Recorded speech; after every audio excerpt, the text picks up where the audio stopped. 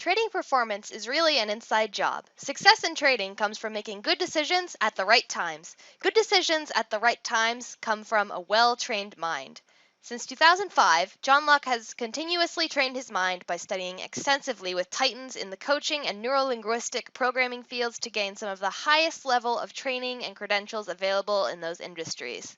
This extensive training, coupled with his many years of being a professional trader and strategy developer, gives him an edge to help traders effectively train their minds and maximize the effectiveness of their trading strategies. Let's start right now to train your mind for ultimate trading success. Hello, everyone. My name is John Locke, and you're listening to the Trading Performance Podcast, episode number 1. Since this is the first episode, I'm going to take a moment to tell you a little bit about myself and about our company. I run a company called lockeinyoursuccess.com, where we help traders achieve the absolute best performance they can. Now, we primarily work with what's called income traders, where we make money in market neutral positions. However, we also help directional traders, retail traders, professional traders, hedge fund managers, and mentors from other trading companies as well. Now, Locking Your Success started out about 15 years ago. We started out as a life and a success coaching company. And while I was success coaching, I took an interest in trading. And I happened to become very good at it. And traders started asking me for help. And back around 2007, 2008, we converted over to primarily helping traders achieve better returns in the market. Now, I have a coaching, NLP, and hypnosis background. I'm a certified strategic intervention coach, certified transformational coach, master certified NLP instructor, and NLP stands for neuro-linguistic programming, for those of you who may not be familiar with it. And I'm also a master hypnotist. And in addition to that, I've been retail trading since 2006.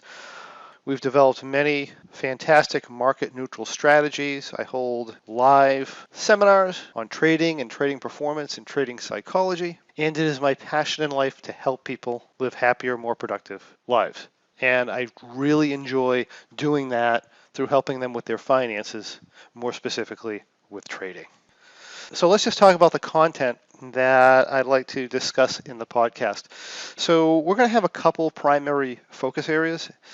And the first one is going to be called the dynamics of you. In other words, who do you have to be as a trader to perform the absolute best you can within the markets? And to do this, we're going to be talking about areas like trading performance psychology. We'll take a look at the expectations of the average trader and maybe helping you investigate what your expectations are as a revolve around trading. We'll take a look at feelings, your behaviors, your expectations, your biases. We'll talk about the quality decision-making processes, and we'll take a look at how to make the absolute best decisions depending on the utility of the bet that you're taking when we're trading. We're going to take a look at the risk-reward probability equation, talk about how to take away the proper lessons from trading and from backtesting. One of the big challenges that a lot of traders tend to have is they do all this backtesting and they take the improper lessons away from that backtesting. They don't understand a lot of times how to do it properly. Some people will run an automated test, some people will run a manual test, but one run of a test doesn't really tell you a whole lot, because there's a lot of timing variations and market condition shifts and so forth that happen in the marketplace. And you take any one rule set and you run it, you don't always get the whole picture. There's a lot of timing anomalies involved in that picture, and you need to understand the consequences of those anomalies prior to putting that system live if you want to have the right expectations for that strategy. And also from live trading as well, a lot of traders will come in and they'll start trading a system. And a lot of times they won't even follow the system, and then they'll look at the results and they'll assume that system is good or bad based on short-term results, which generally isn't going to be very beneficial to anybody. So we want to make sure we properly interpret our results when we're trading, and we do that through a journaling and a review process. Speaking of the journaling and review process, we always want to make continuous improvements as a trader, and again, that goes back to properly analyzing your backtesting, properly analyzing your actual trading, taking away the right lessons, and then utilizing those going forward. We'll also look at doing some maybe behavioral case studies. We'll talk about some actual challenges that some of our real traders have and how they've overcome them, and maybe why they had those challenges in the first place. And we'll also talk about some really good books as it relates to trading. Now, an interesting thing about books is because I deal mainly with traders, they're always looking for trading books and trading strategy books and things like that. And the reality is, I don't look at that many trading books. I certainly do look at trading books. I review trading books. There are some very good ones out there, but I find the majority of challenges that most people have are better addressed through success and psychology principles that relate to anything, including sports, including gambling, and other things like that. Because the reality is the principles of success are the same, regardless of what high performance sport or activity or gambling or trading you happen to be doing. And if you can get those elements together, not only can you have success in trading, but you'll be able to have success in pretty much anything that you do. And that's our goal for you. The other thing we're going to be talking about are the dynamics of trading. A lot of people come into the trading business looking for a strategy or a trade or just a tool to do something, and they think if they take a hold of that tool, they trade that strategy or whatever, they'll be able to handle anything that the market has to throw at them. And unfortunately, it's this attitude and this expectation that they are going to find this holy grail magical trade that usually keeps people from becoming successful long term as a trader. Now, you can experience temporary success with almost any strategy if you happen to be trading that strategy at the right time and you happen to hit the right market conditions. You know, I talk to traders who come to me and they say, "Oh, I want to be a full-time trader." And I say, "Well, what are you trading and what's your performance been like thus far?" And they'll tell me something like, "Well, I'm doing this strategy where I basically trade the market long, or I trade directionally, and I'm long the market all the time. And look, over the last 5 years, I've had this fantastic performance." And I say, "Well, that's wonderful. I'm glad you've had great performance, but what are you going to do when this stops working?" And they look at me like I have two heads. "What do you mean?" "Well, you've been trading a strategy that primarily takes advantage of a bullish market for the last 5 years, and we've had a bullish market for the last 5 years. What are you going to do when we go into a sideways or a down market and that strategy no longer works?" And it seems a lot of times they just can't comprehend that that strategy wouldn't work because it's worked so well over the last 5 years. But if they truly understood the reason the strategy was working and how that strategy applied to the market and the fact that the market is not going to be the same forever, then they'd realize that that strategy is not going to work at some point, which is perfectly fine if you're an amateur and you're just kind of throwing trades at the market. And hey, the thing stops working, no big deal. But when you decide to quit your job and go out and trade full time, you better damn well know that that strategy is not going to be working all the time. The market's going to change, something's going to shift, and that's not going to work. What really has to happen is you have to understand the strategy, you have to understand that strategy's strength and its weaknesses, why it works in the marketplace, and basically know when to use it. I use this strategy when the market's like this. If the market's like that, well, I know this strategy is not going to work out well, and I have some sort of a backup strategy that is going to work well in that marketplace. And I can identify those conditions, and then I can apply that strategy and abandon this one temporarily. My point being that you're taking a strategy, you understand that it has its strengths and its weaknesses, and it's not going to work all the time, and decide that when that strategy doesn't work, am I just going to trade through it? Let the drawdowns be drawdowns, wait for the market to come back in line with my strategy? Or am I going to be able to observe the market, understand when it's probably no longer a good fit for my strategy, switch my strategy to switch to something that is good for the current marketplace for as long as that works well? Okay, so this is all about understanding the characteristics of trading strategy. We're also going to determine where the primary failure risk is in any strategy. Now, we have strategies. If you're in what we call an income trader, we have strategies that win 80, 85, 90, or even possibly as high as 95% of the time. Just because a strategy wins 95% of the time, or maybe even more, does not make that a good strategy. We have other things to consider rather than just win probabilities. Like, what's your loss scenario compared to your win scenario? In other words, how much do you lose when you lose? How much could you possibly lose? What's your average loss? How much do you win? Can you win? I've seen strategies that win 95% of the time. They're essentially bad strategies. I mean, these things might win for a year, 2 years, 3 years, 4 years, but eventually you're gonna blow up trading those strategies.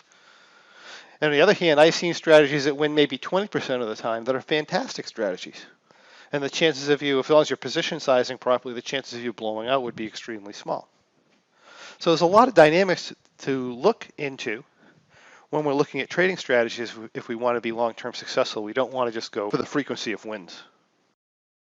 And we're also going to look at proper backtesting procedures, especially as it pertains to income strategies. We'll be looking at the consequences that position sizing, scaling, and changing profit targets and maximum loss numbers have on long-term success. I'll also be looking at the trading business as well, and you'll be looking at accounting and position sizing, and how much backup capital you have, and how your cash flow can run in a trading business. And lastly, we'll be looking at how to get ourselves to interact with the dynamics of trading in a way that produces the most consistent, profitable results. So lots of great things that we'll be talking about in the podcast. So let's just take a few moments to talk about a book that I recently read called The Elements of Success. That's The Elements of Success by Keith Raymond. This is a book that's hard to find. It's not a book that's marketed or geared specifically towards trading, but it is an awesome book about what it takes to be successful. And I'd just like to talk about a few quotes from that book and maybe some reflections that I've had. And one of them is that there is no lasting success without self-discipline. One of the things we do when we train our traders in our groups is we talk a lot about self-discipline. And that's because our goal is to get traders to be successful. You go to a lot of places as it revolves around trading, and they try to push a trade down your throat or some sort of a strategy, or they want you to follow them, their trade alert services, or something like that. And we've even seen the psychology hook now around that. In other words, I've seen a lot of webinars and so forth that say, hey, do this webinar on trading psychology, and they give you a few psychology tips, and then they try and get you into signed into their trading service. And I see that as sad. Now, of course, to trade well, you have to have some sort of a strategy. It can be a subjective strategy. It can be a non-subjective strategy. You have to have some sort of a strategy for sure. But my point being, strategies are a dime a dozen. And once you've learned the mechanics of trading and you actually understand what the heck you're doing, if at that point you're not performing at a profitable level and you're not doing well, chances are another strategy is not going to help you perform better. What's more likely to help you to perform better is actually building discipline. Because even if you had the best strategy in the world, if you don't have the discipline to follow it, then it's not going to do you any good. You can set up the best trading plan or whatever, but you have to follow it. This being the case, we really focus on that. And we try to take traders through stages.